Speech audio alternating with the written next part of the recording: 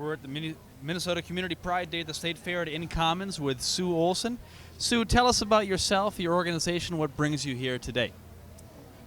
I live in the community of Glencoe, Minnesota. I am a part of the Glencoe Historic Preservation Society, and we are here today because we entered our city center into a competition. Mm-hmm.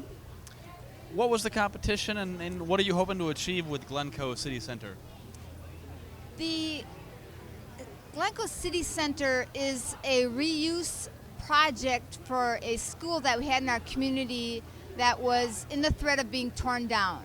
Our historic preservation group originated because we did not want to see buildings torn down in our community anymore. So we got onto a task force for the community center with the community to find a purpose for this building. And through community fundraising efforts, we had to reach a certain dollar amount, and with the city, then together we were able to do our project. That's wonderful. What use did you find for this building that was under threat of being demolished? Well, our library in our community needed to expand, and we were probably going to have to do that project. Our city offices were also in need of expansion, and they were looking for a place. We didn't have a event center large enough to hold a gathering of 500 or more. So we now, in this facility, have our public library on this entire second floor. We have our event center, which includes a performing arts center. We have our city offices, and then also a senior community meeting room, and other meeting rooms and different entities from the city have started to kind of come on board. Give us some context, if you could, about Glencoe.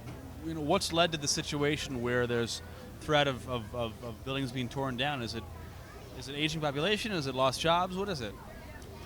A lot of the buildings that were built probably in the late 1800s that were in our town were not of a quality material. Mm-hmm. So eventually the brick starts to deteriorate, and the building just gets beyond enough to restore it.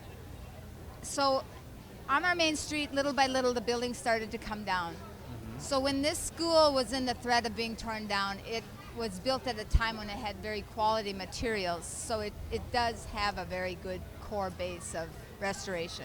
Uh-huh. Sue, the criteria for this award that you're being honored for today is that your organization is moving beyond current economic challenges with creative and proactive community and economic development innovations. Could you reflect on those words for a second and tell us, how what you're doing satisfies those?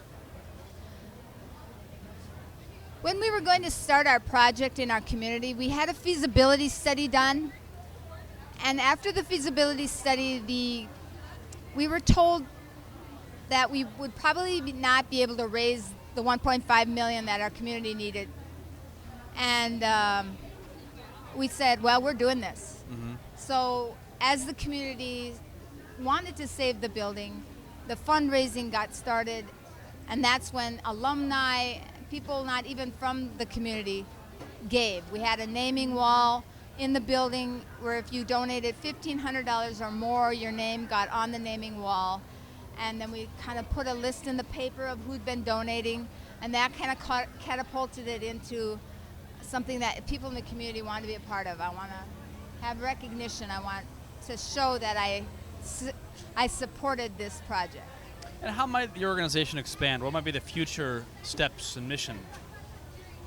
The Glencoe Historic Preservation Society is now, we have another building in our community. We're trying to get a couple of our historic buildings on the Minnesota National Registry. So we're working with those to get different grants or different writers to write up their nominations, and also just to help people in the community if they have some type of a problem with restoring something. It can be, doesn't have to be just a downtown building. It can be their homes or whatever would come up. All right. Well, Sue, great work. Thank you for talking with us. Congratulations on the award, and it's been a pleasure to talk today. Oh, thank you.